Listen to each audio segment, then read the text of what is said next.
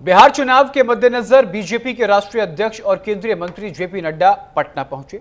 Patna airport पर BJP के सभी बड़े नेताओं ने उनका स्वागत किया। पार्टी कार्यकर्ताओं से मुलाकात के दौरान जेपी नड्डा ने चुनावी रणनीति को लेकर चर्चा की। बता दें कि एनडीए में सीट बंटवारे को लेकर लगभग मोहर लग चुकी है। कभी भी सीट बंटवारे को लेकर ऐलान हो सकता है। ऐसे में सीट बंटवारे के ऐलान से पहले पार्टी की रणनीति और सहयोगियों से मिलने जेपी नड्डा आज पटना पहुंचे हैं। इसी पर विस्तार से जानकारी के लिए बातचीत करने के लिए पंकज वानखेड़े लगातार बने हुए हैं। पंकज, जेपी नड्डा का अचानक पटना पहुंचना और फिर अब कार्यकर्ताओं से बातचीत करना, क्या लगता है जेडीयू और बीजेपी के बीच सीट बंटवारे को लेकर कोई पेच फंस सकता है? क्योंकि इस बार सूत्र ये कह रहे हैं कि इस बार बीजेपी अपना मुख्यमंत्री बिहार में चाहती है। बिल्कुल बेशक, देखिए कई समय से यही मैसेज लगातार बिहार के तमाम वरिष्ठ नेता देने की कोशिश कर रहे हैं। ये अंदरूनी तौर पर, अगर आप बाहरी तौर पर देखेंगे या ओपन मंच पे देखेंगे, तमाम बड़े प्लेटफॉर्म पे देखेंगे, तो खैर ये सब करते नजर आए। बिहार की मजबूरी रही है कि नीतीश कुमार ही हमारा चेहरा रहेगा और नीतीश कुमार ही हमारे नेता रहेंगे। लेकिन जो समीकरण लगातार जो बीजेपी कर रही है और जो तय कर रही है, उससे साफ नजर आ रहा है कि बीजेपी चाहती है कि जो विधानसभा चुनाव के नतीजे होंगे, जो जीत होगी, उसमें मुख्यमंत्री का चेहरा जो है जीत के बाद भारतीय जनता पार्टी का होगा और लंबी जो बेहतर सीटें या सबसे ज्यादा सीटें जो है वो बीजेपी को मिले। इसके लिए लगातार प्रयास ये भी किया जा रहा है कि जो समीकरण बनेगा, क्योंकि अगर आपको याद होगा इसके पहले के विधानसभा चुनाव में उस समय यह समीकरण तय किया गया। अमित शाह के घर पे बैठक हुई थी और अमित शाह घर पे तय हुआ था कि इक्वल सीट पे ये चुनाव लड़ा जाएगा।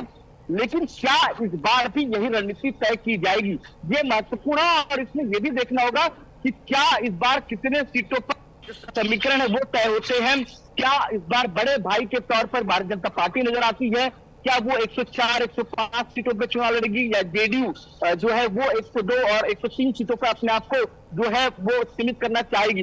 दूसरा समीकरण ये भी है गौरव की भारतीय जनता पार्टी चाहती है कि जो छोटे दल हैं उनको वो अपने ही सीटों में जो उनके खेमे में सीट आएंगे, जो 105, 104, 103 जो सीट उनके हाथ, उसमें से मैनेज करने की कोशिश करेगी, जिससे ये मैसेज जरूर जाए कि उनके सिंबल पे चुनाव लड़ा गया और जीता गया। तो ये समीकरण तय किया जा रहा है। और आज जो बैठक हुई है उसका सबसे महत्वपूर्ण जो समीकरण ये है कि एक मैसेज देने की कोशिश है कि आने वाले समय में किस तरह से ठीक है पंकज, लौटेंगे आपके पास। इसी बीच जेपी नड्डा ने पटना दौरे को लेकर क्या कुछ कहा है, एक बार वो सुनवाए थे अपने दर्शकों को।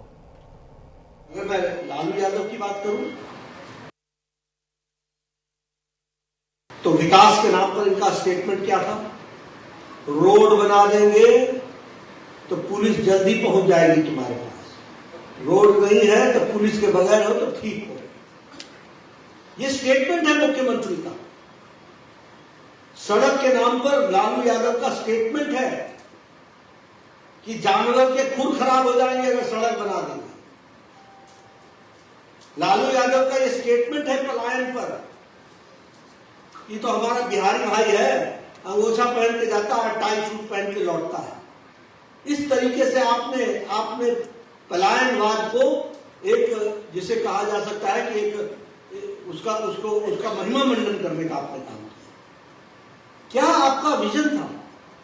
और सबसे बड़ी बात मैं पूछना चाहूंगा, आज इतने साल गुजर गए, क्या आरजेडी के आज जो करता धरता बन रहे तेजस्वी यादव, उन्होंने एक बार भी बिहार की जनता से माफी मांगा है?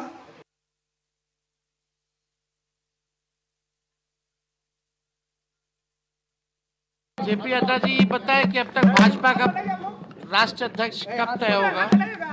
देरी क्यों हो रही है?